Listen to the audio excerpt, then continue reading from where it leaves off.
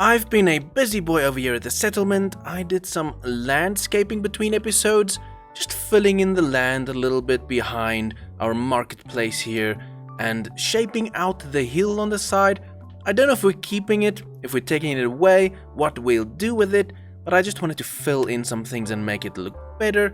And then I even moved our diamond pile right next to the entrance of our storage space, which kind of makes more sense and it cleans up the area at the top. And then I expanded the farm patch to curve around the land a little bit, and then it just comes to an end right at the tip there. And what I'm thinking of is expanding a road that curves around this farm patch, possibly leading to the edge here with a seating place. And it's not a sunset view because the sun sets to the right. Well, I don't know if you'll see the right or the left or where the camera's pointing, but the other option would be to curve the road around to this hill we have on this side. But I don't think I'll really do that because I think we'll just have some trees and decorative bits at the back here. But I do think those are... Ooh, weird word. I do think those are the updates I have for you. So welcome back to the Afterlife server, where all the other members' links will be in the description below. And I do want to remind you we have an application event running, so if you think your content is on par, you're welcome to check that out and to apply. You have to be a YouTuber though, keep that in mind. Yes, that's all the technical things. Now, in the last episode, we built this little animal farm patch on this side where we have a lonely cow. I forgot to find him a friend. And we have the questionable tree over there. But I love how the road turned out and some piggies and some sheep here. And the main reason I built this farm patch is because I bought Undead Fred and his totally a horse friend over here from King Z. And that inspired me for a thing to do with this flat space that was here, because this was a flat patch. For the longest time, I had no idea what to do with it, but at least we figured that out. Adding a road that goes to the right here definitely makes sense, and it turned out pretty good. I removed all the things that were here, and I built a wall around this spot, and then I made the road going down here with our lamp posts and some more walls and things, and then I just ignored these trees though. I needed some birch, but having these trees at the back gives us an idea of how it would feel to have trees at the back, and I think I like that. But we do have the option, if we ever need to expand, to have a road going down this way. Most likely, it'll just be a bunch of trees, and then the road ends over here, which is perfectly fine. Maybe I'll add a bench, maybe I'll not. But I did realize a little something else here while I was working that we need to address. I'll just quickly have to sleep. And the thing we have to address has to do with our villager breeder. And I don't know if you can hear that noise. Turn down my volume so it doesn't echo on the microphone. But we may have a bit of a population problem. They're kind of getting squishy. This is our villager breeder, which I've decided I'm going to leave in here. I'm not going to remove it at all. It's part of our history. But we do need to get rid of a bit of the clutter. And at least I have my lava trash can. If you can't get stuck over there though, gentlemen, you can quickly close and open. That should do it. There we go. Maybe a little bit cruel, but sometimes you gotta get rid of these annoying villagers, and I installed a lava drop. Well, let's not talk about it. Now, our next order of business is over here at the circus, but today I want to work on the whack-a-mole game. Now, this game was built by Justin and Puffingfish, and it worked out pretty cool. It's just a system where armor stands pop up, and you run over the string with the observers, and they will disappear like that. More or less a whack-a-mole game. There's crazy redstone beneath that, which I'm not even gonna worry about or look into. My job here today is to decorate this. The problem is I don't have any of the resources, so we'll have to do some shopping. The first shop we'll need to visit is King Z's wood shop, because the outside frame of this build is made of dark oak and spruce. I'm not sure how much of it I'll need, but I have my diamonds ready, and I will grab some. So spruce, let's grab 4. If I think about it, two stacks should be fine, and then we want dark oak, which is over here. Dark oak. We'll grab 1, 2, 3, 4. Let's just grab 4 stacks of both of them. How many diamonds would that be? So that is 1 diamond for 2 stacks. So that's 1, 2, 3, 4 diamonds. That is pretty cheap for wood over here. So 1, 2, 3, 4. And that is our first stop. Ooh, there's some new things in the background. But let's not get distracted, because next on our shopping list is a bunch of wool. So we'll just go to Mr. Hugh Bones' wool shop. I need a bunch of orange wool and then a little bit of brown wool, but at least we can re-dye this, so it's okay if I buy too much of it. 1 diamond for 2 stacks. So this is 1 diamond. This is 2 diamonds spent over at Mr. Hugh Bones' wool shop. Now, as for the next item on our shopping list, I'm not sure if it's available in the shops. Maybe Ash and Artorian has it in their mushroom shops over here. What I'm looking for is shroom lights. So let's have a look if they are selling shroom lights. And I really love how this turned out. They're pretty good at decorating. I think they should have shroom lights. I haven't been in here before. This is pretty cool. Hopefully it's safe down here. I can already see the shroom lights over there. So I do believe we have. That's 1 diamond per 20. That is interesting. So how many would I need? So that's 1 diamond, 2 diamond, 3 diamond, 4 diamonds. 2. That should be enough. That should be more than I need, but I can see me using the shroom lights later on. I do believe that will complete our shopping list. So let's run through it again. I need dark oak and spruce for the outside of the build, which you'll see in a minute. And then I need orange and brown wool and shroom lights for the center pieces. We do need to find some banners to give the game a name, which is Whack a Stand. That's what we said. But that'll get later on when the build is done. We'll worry about that. So that does mean we are set to go. So let me build the frame on the outside. I'll bring you back and we'll take a look at it.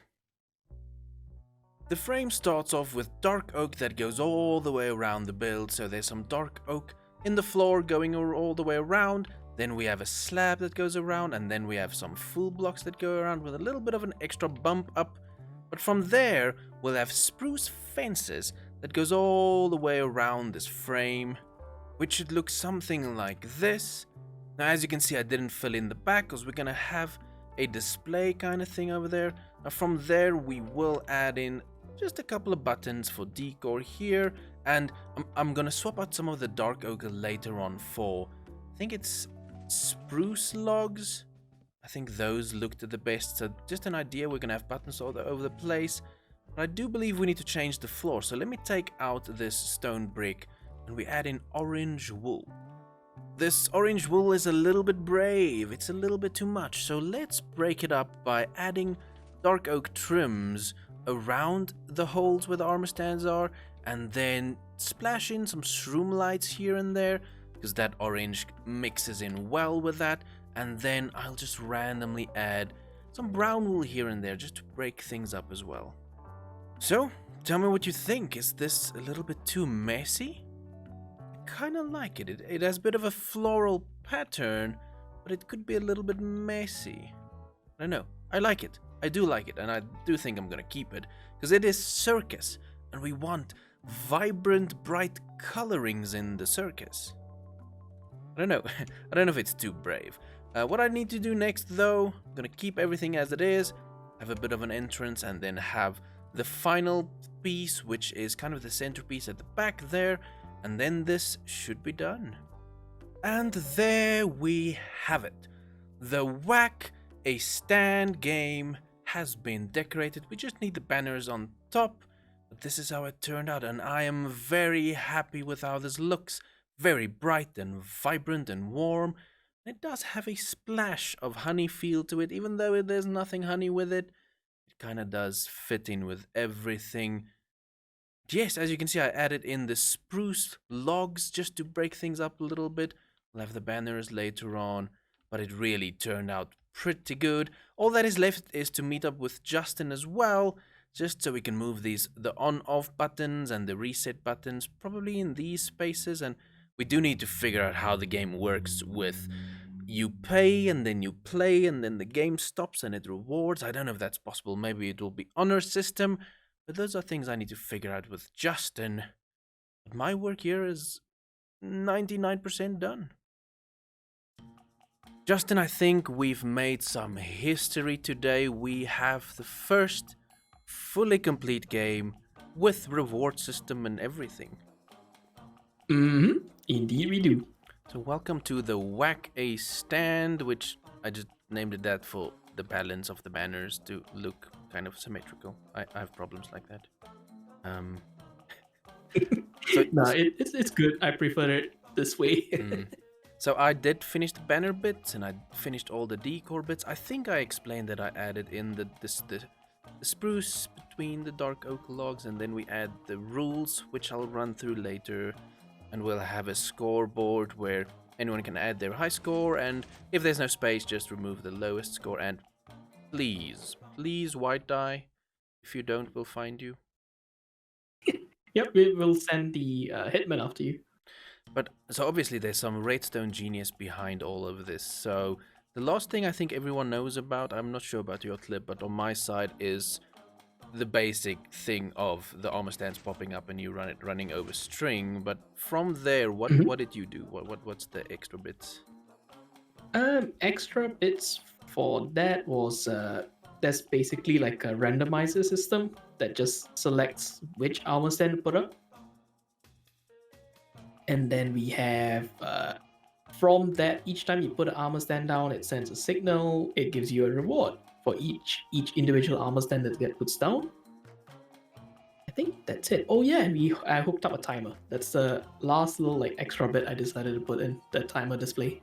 Okay. So I'll take a nap, but we moved the buttons as well, so that's at the front now. So you have on-off button, and after the game, we need to add the note just so after the game people can just press the reset button. Do we need a note for that? Do we need what, sorry? Do we need a note for them to reset afterwards? I think we do. Oh okay. Yeah, it's not. I just realized it's not on the signs. Yeah, okay, we'll tweak that. But yeah, once you play the game, you'll get a high score, which I think we can do a light playthrough. But you also add the lights at the back? What's that? So the lights at the back is the timer display. So the game has a timer set. So you don't want it to run infinitely. People be running away with shulker boxes of points. And then again, the points, it's honeycombs, and that you'll be able to spend at the gift shop, which will come one day. Indeed. So once the timer goes all the way down, that means the game is over. Armor stands won't be coming up, so you don't get carried away and continue running around. And then you go and check your points. And there is anti-cheat, so don't try to Jippo this game. Yep. But if you run over the observers while the game is not running, you don't get any rewards. Nice. Okay. Which was fun. I want to get a quick replay running, but then we can do a one-round test so we can demonstrate. Oh yeah, let's do that. Welcome to the circus, boys. So the infamous dancing piggies. Oh yeah, that's good. There we go. Our first circus act. And no circus act is finished without music, so if you give me a second, I'll just... Oh yeah, play the music. Maestro. Let me just... Oh, look at the rainbows from them, that's so cool. Oh, I love it. And here we go.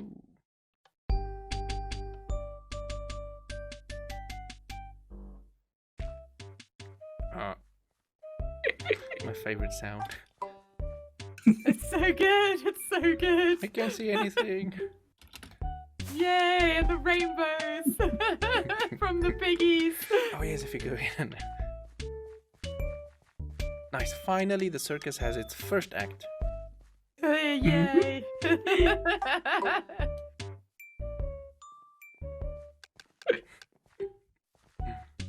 Okay, let me switch this loop off though, otherwise we'll be here the whole day. Wow, Kyle did a really good job with this. Mm. This is He so really did. nice. I've never heard any note block music in Minecraft, and this is my benchmark Mhm. now. Yeah, no, Ooh, that was gonna be a- a pretty good benchmark, I have to say. The clip you just saw wasn't the intended clip I wanted to use at this point. We invited Kaffers over to the circus to test out the whack-a-mole game, to see if all of our signs make sense and if any person can just come, read the signs and easily play the game. But instead, the clip you got was us collecting a couple of piggies for this first circus act. Now, if you want to see the clip we recorded with Kaffers testing the game, you're welcome to go over to her channel to see how the results went, but I decided not to include it in this video because I don't want to make the video too long, because that would extend it quite a bit. So remember, all the AfterLife members links will be in the description down below, and that does mean that on that note it's going to do it for this episode. So thank you so much for watching, and I'll see you next time.